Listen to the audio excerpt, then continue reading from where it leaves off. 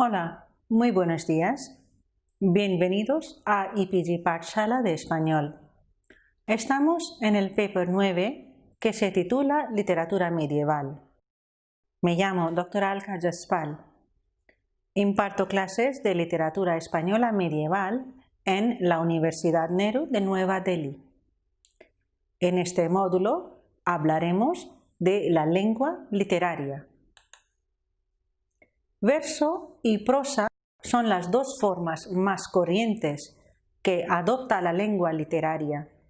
Además de estas formas, un autor o autora se vale de otros recursos y mecanismos para lograr su fin. Algunos de estos mecanismos se dan en la prosa y en el verso. Se llaman recursos literarios. Otros se dan solo en verso y en este caso se llaman la métrica, haciendo uso de varios géneros como lírico, teatral, didáctica y sus variedades intrínsecas. Las dos formas más corrientes en que se manifiesta la lengua literaria son la prosa y el verso. ¿Quién hubiese tal ventura sobre las aguas del mar, como hubo el conde Arnaldos la mañana de San Juan? Es un verso anónimo que se incluye en la obra Romancero. Está formado por sílabas, que siempre son variables en número, y en este verso son 8. Cada verso ocupa una línea. Los versos pares riman entre sí al repetir la vocal A en la última palabra de cada verso. Mar, Juan, cazar, llegar, cendal, etc. Los acentos se distribuyen con la intención de crear una sensación de ritmo. Por otro lado, la prosa está formada por oraciones que pueden ocupar más de una línea y que no tienen el mismo número de sílabas. No existe rima y no sería aconsejable que la hubiera. Los acentos se distribuyen de forma irregular y no se tienen en cuenta en el momento de la composición. Verso y prosa son las dos formas más corrientes que adopta la lengua literaria. Además de estas formas, un autor o autora se vale de otros recursos y mecanismos para lograr su fin, que es expresar belleza. Algunos de estos mecanismos se dan en la prosa y en el verso, y otros solamente en el verso. Los recursos literarios son los medios expresivos. Son recursos retóricos.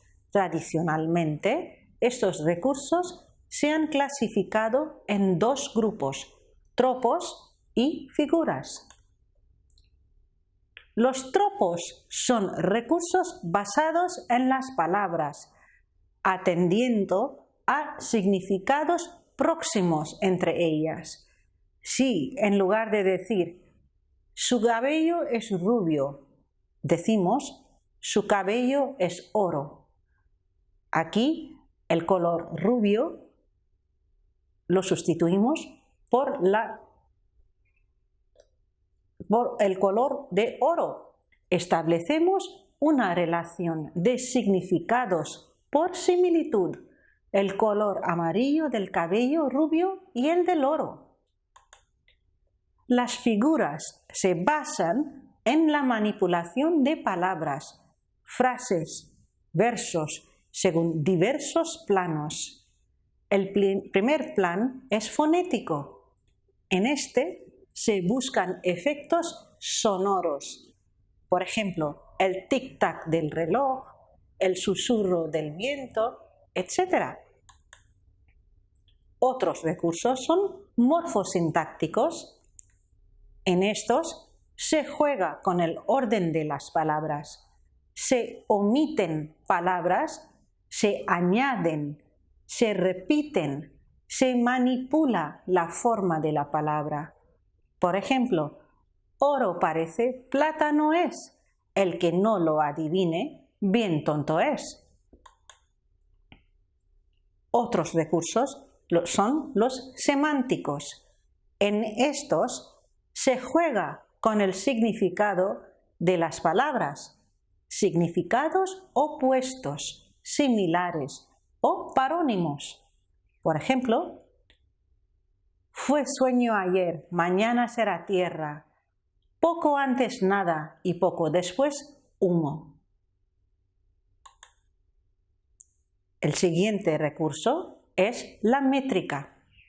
Se ocupa del estudio de la versificación, es decir, de establecer cómo se construyen los versos y qué fenómenos intervienen en su creación.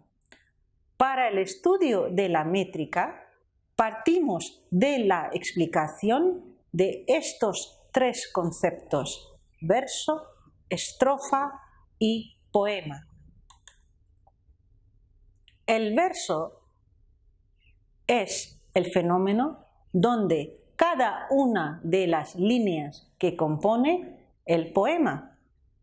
Estrofa es el conjunto de versos que se ajusta a una rima y a una medida. La rima se observa en las palabras sueño, empeño, anza, canza, etc. La medida se refiere al número de sílabas de los versos y todo el conjunto recibe el nombre del poema. Esto es la totalidad de la composición. Ahora hablamos de la medida. Medir un verso consiste en contar las sílabas que tiene.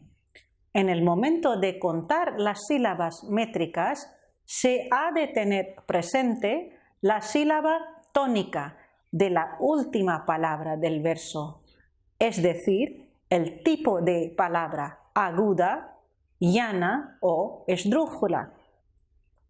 La palabra aguda ocurre cuando, si la última palabra del verso es aguda, se añade una sílaba más. Por ejemplo, un olor de jazmín. Aquí tenemos 6 sílabas. Un olor de jazmín. Añadimos 1, se forman 7. Llana. Si la última palabra es llana, se cuenta el número exacto de sílabas.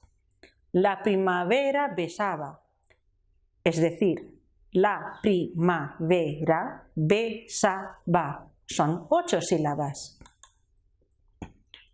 Esdrújula. Si la última palabra es esdrújula, se suprime una sílaba. Luz y sombra, 2 ciervas velocísimas. Es decir, luz y sombra, 2 ciervas velocísimas. Son 12 sílabas. Restamos una y son 11. Se clasifican versos según la medida. Se llaman los versos de arte menor esdrújula. Si la última palabra es esdrújula, se suprime una sílaba. Por ejemplo, luz y sombra, 2 ciervas velocísimas. O, partiendo las sílabas, tenemos luz y sombra, 2 ciervas velocísimas. Son 12 sílabas. Restamos una, son 11. Los versos se clasifican según la medida. Los versos de arte menor tienen 8 o menos de 8 sílabas.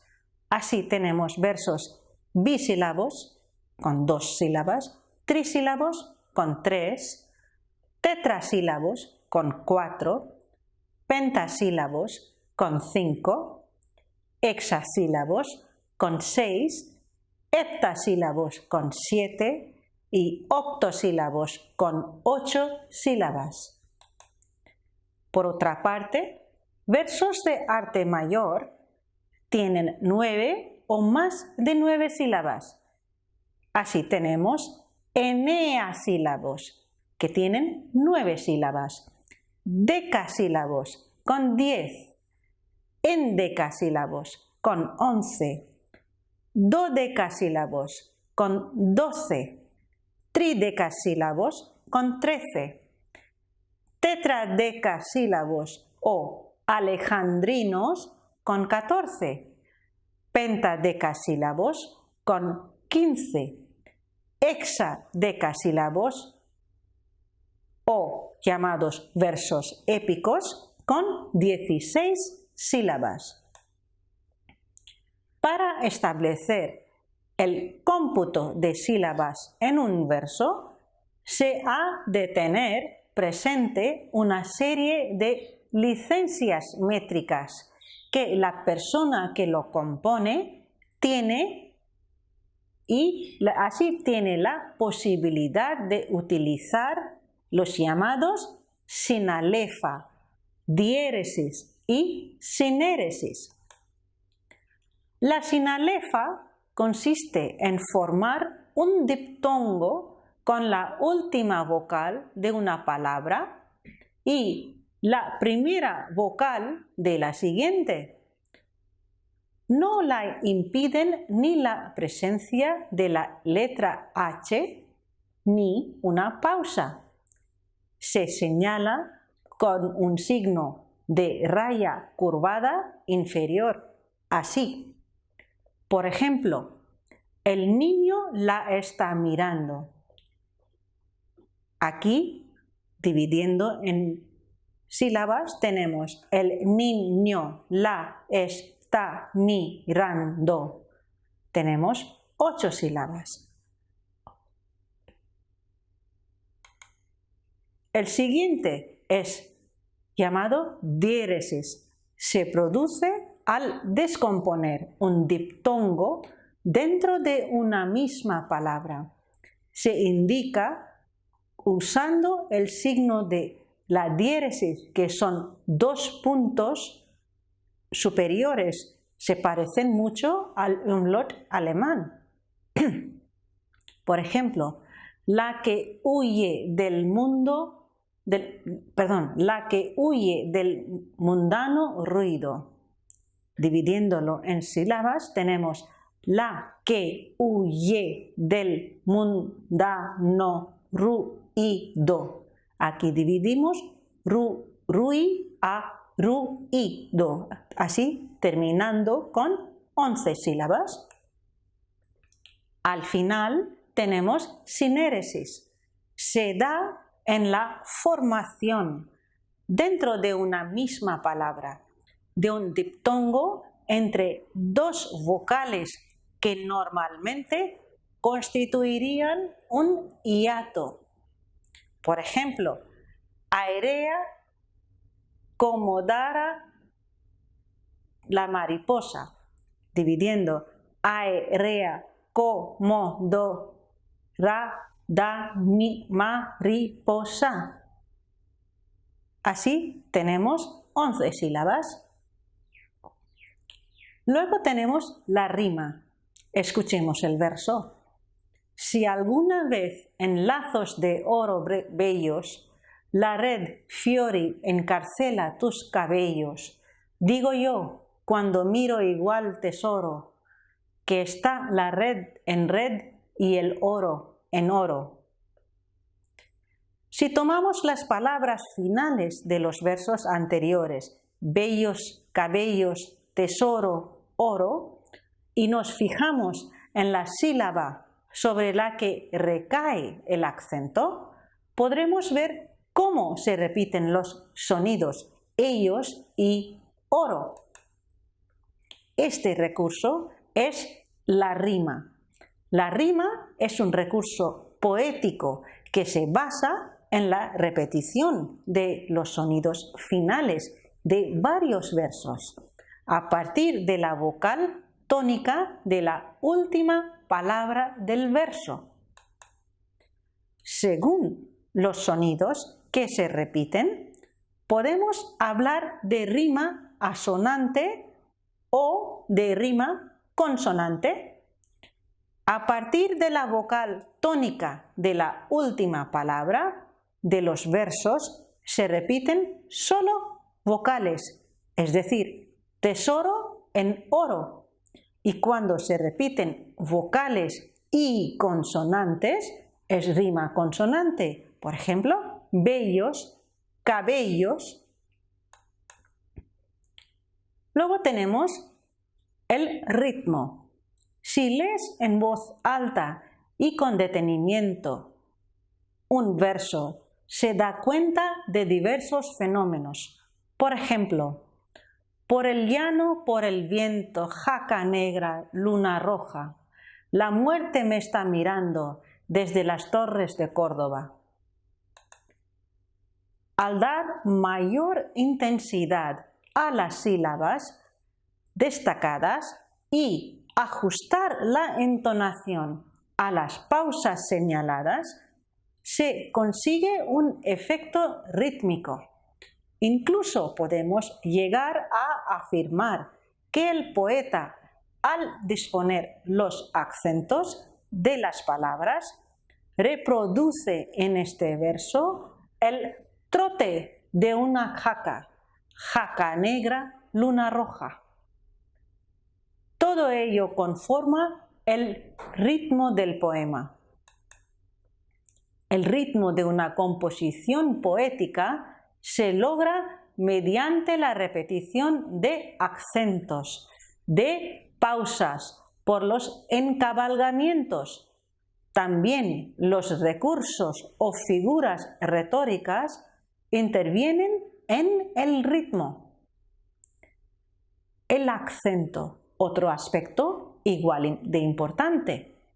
En toda la composición poética existe un acento fijo que coincide con la penúltima sílaba del verso. Es el acento estrófico. Por ejemplo, en tanto que de rosa y azucena se muestra el color en vuestro gesto. Los demás acentos que aparecen en el interior del verso y marcan su ritmo pueden combinarse de manera diversa. Una vez seleccionada una secuencia, se va repitiendo a lo largo de un periodo de la composición, salvo algunas variaciones, que son la pausa, el descenso de la entonación al final de verso o estrofa, y puede ser de diferentes tipos. Puede ser la pausa estrófica. Esto aparece al final de cada estrofa.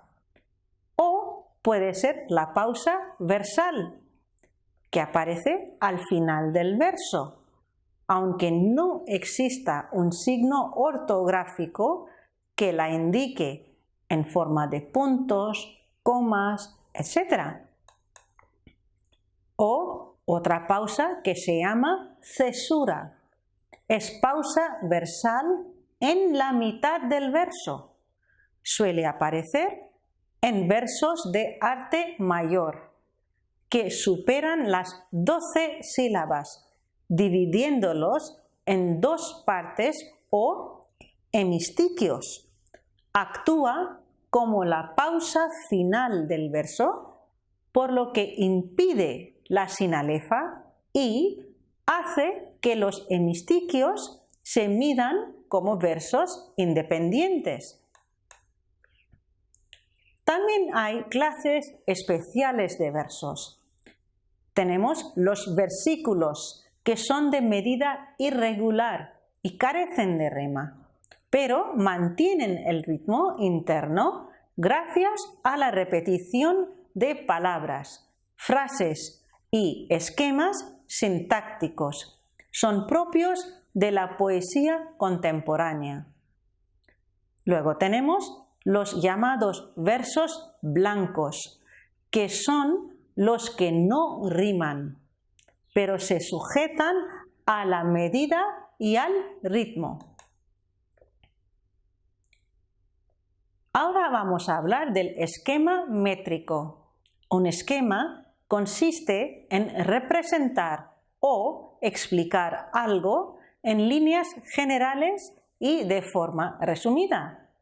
De este modo, cuando representamos en esquema las características de una estrofa o un poema, escribimos un esquema métrico. Estrofas de número fijo de versos son pareados de 2, tercetos de 3, cuartetos de 4. Estrofas de número variable de versos son silva, romance y muchos otros. Luego tenemos combinaciones estróficas como soneto, villancicos, etc. Hay que recordar siempre que en el esquema métrico las letras representan la rima. Se usan letras mayúsculas si el verso es de arte mayor. Se representa con minúsculas si el verso es de arte menor. En el caso de que un verso no rime con ningún otro, se señala con una raya inferior. Se denomina verso suelto.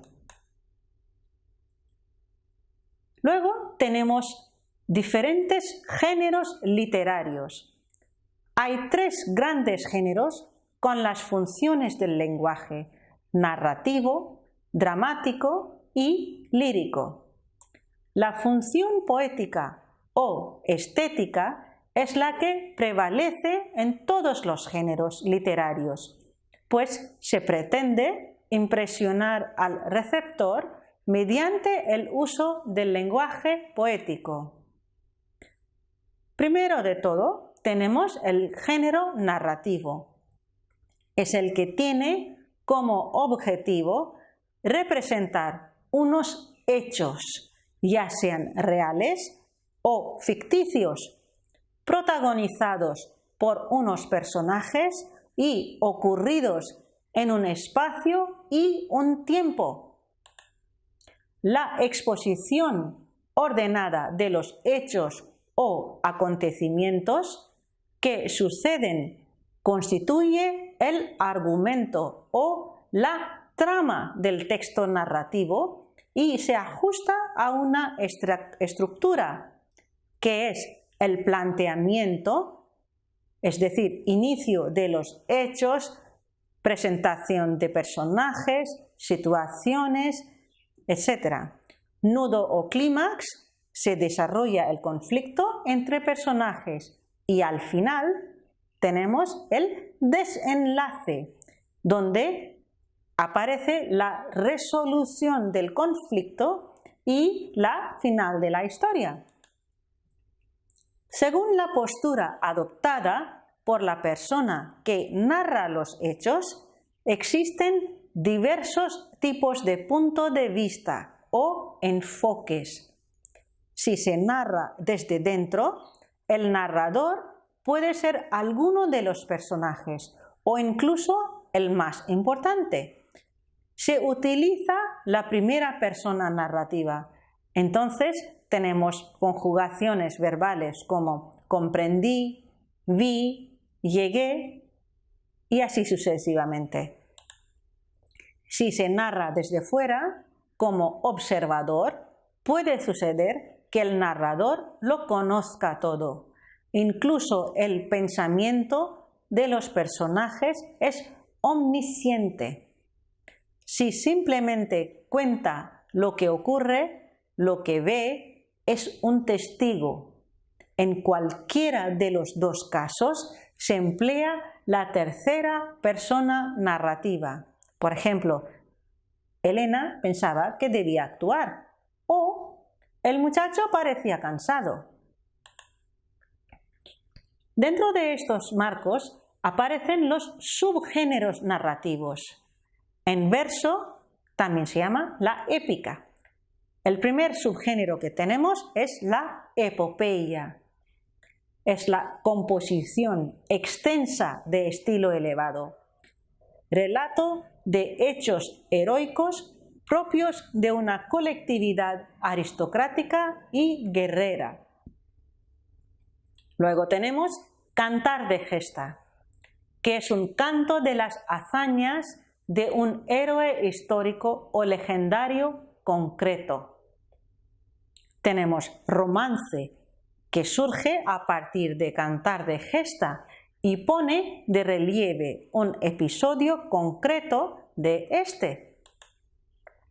En prosa, al otro lado, tenemos cuento, que es una pieza narrativa breve en la que se presentan hechos, ambientes y personajes con una trama sencilla, diversidad de temas como didácticos, folclóricos, morales, son muy abundantes.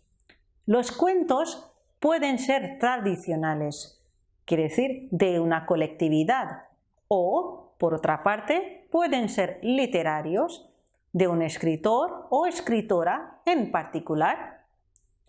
Siguen una estructura y una temática similares. La leyenda, el exemplum o apólogo, el mito, todos estos siguen la misma estructura. Como progresión tenemos la novela, que es una narración extensa en la que todos los elementos están desarrollados en profundidad. Según el tema, se puede clasificar en caballeresca, pastoril, bizantina, picaresca, morisca, sentimental, policíaca, de ciencia ficción, de aventuras, histórica, de viajes, psicológica, etcétera, etcétera. La ambientación de la obra narrativa se consigue mediante la localización y situación de los hechos en un tiempo y en un espacio. El espacio o lugar donde se sitúa la acción puede ser de distinta índole o enfoque. Es real si el lugar descrito existe en un marco físico concreto. Es irreal si no existe y es producto de la imaginación. Este, a su vez, puede ser ideal si se ha imaginado como un lugar perfecto o fantástico, si se sitúa en lugares lejanos o inexistentes, como por ejemplo galaxias, países imaginarios, islas que no existen, etc. El tiempo o momento en que ocurren los acontecimientos narrados también es muy importante. Se suele diferenciar el tiempo o época en que transcurre la acción, por ejemplo, días, meses, años, etc. Y el tiempo narrado, es decir, el que nos informa de cómo avanza la acción. Este es lógico si avanza cronológicamente. En ocasiones se retrocede hacia el pasado. Esto se llama analepsis. Y en otras se avanza y se anticipan hechos del futuro. Se llama prolepsis. El género lírico o poético es el más apropiado para la expresión de sentimientos, pensamientos y reflexiones íntimas y personales acerca de alguien o de algo. Existen también subgéneros del género lírico. Las formas cultas son el himno, que es composición de tono solemne en que destaca la alabanza hacia alguien o algo digno de elogio. La oda, que es poema de tono elevado, de asuntos diversos que despiertan la reflexión del poeta. Égloga, en el marco bucólico de una naturaleza idealizada, unos pastores dialogan sobre asuntos preferiblemente amorosos. La canción culta, texto en que el poeta expresa sentimientos como amor, melancolía, etc.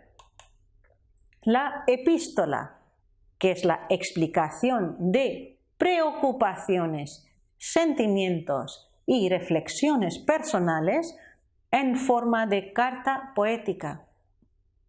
Epigrama, que es composición breve, aguda y elaborada, de tipo burlesco o satírico.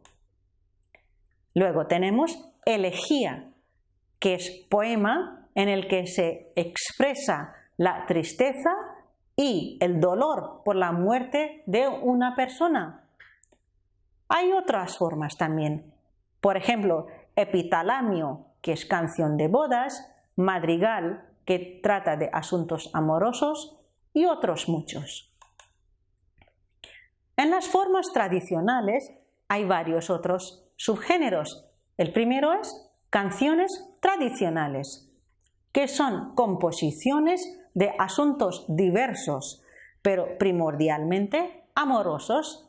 Por ejemplo, jarchas, mayas, albas, albadas, serranillas y villancicos.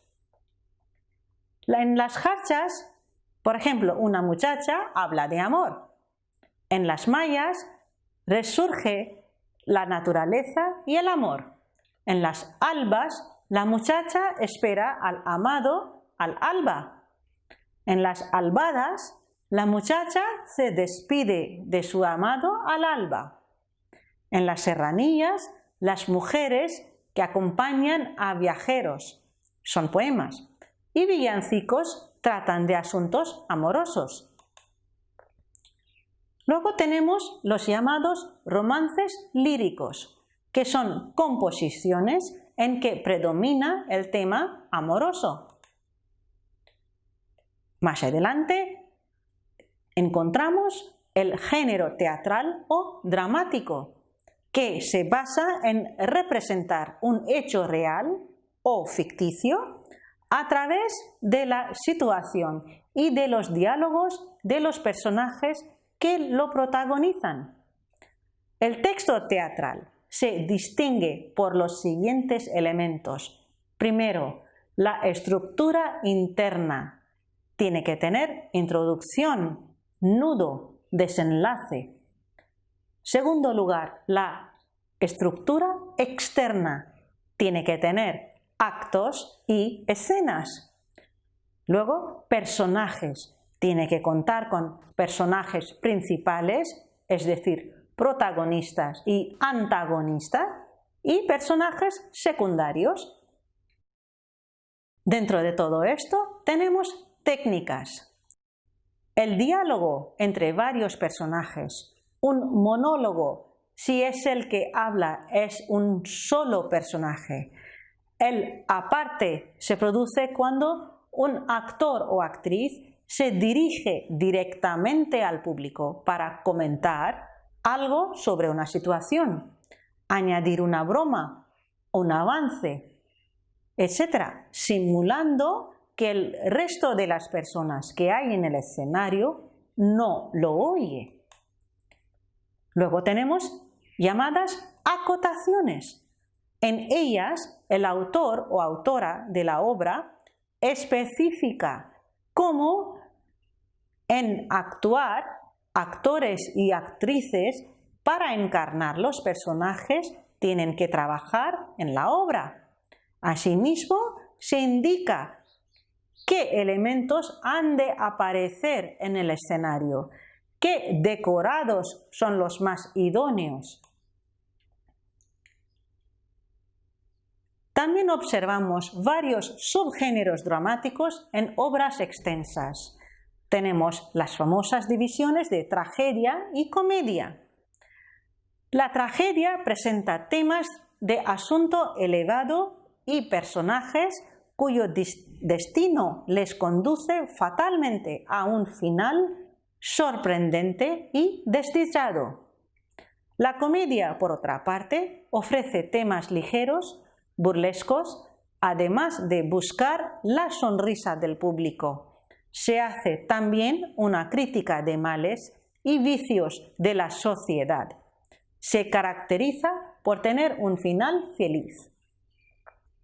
La tragicomedia presenta rasgos de la comedia y de la tragedia. Por otra parte, drama, que es semejante, muy similar a la tragedia por su contenido, se acerca más a la realidad del ser humano y a la vida cotidiana. En las obras breves tenemos otra clase de subgéneros: ópera, que es obra cantada, y música con predominio de asuntos trágicos y de tono elevado. Tenemos zarzuela, que es una obra en la que se alternan partes cantadas y dialogadas, y es de tono muy popular. Hay otros subgéneros como jácara, tonadilla, etc. La didáctica es otro género. La finalidad de este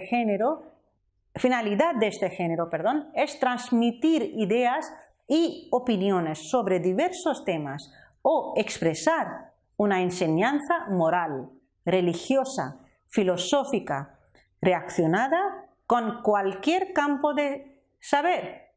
De todos los subgéneros nos fijamos especialmente en el ensayo.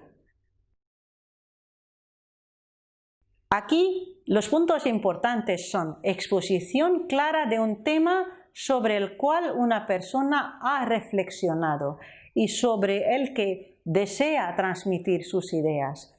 Hay un planteamiento de diversos enfoques para suscitar la reflexión del receptor. Hay uso de técnicas argumentativas aportando pruebas y comentarios para que predomine la claridad. Hay varios subgéneros didácticos también.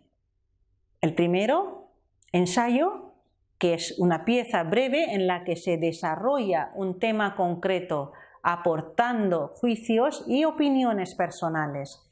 El segundo es el epistolario, obra que recoge cartas que versan sobre temas diversos, relacionados con la sociedad, con la política, por ejemplo.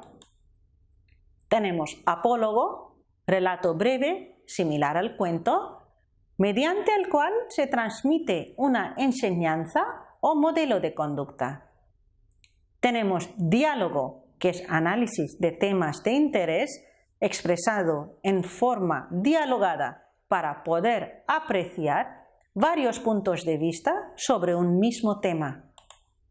Sátira es un escrito en que se censura o ridiculiza algún comportamiento, persona o institución.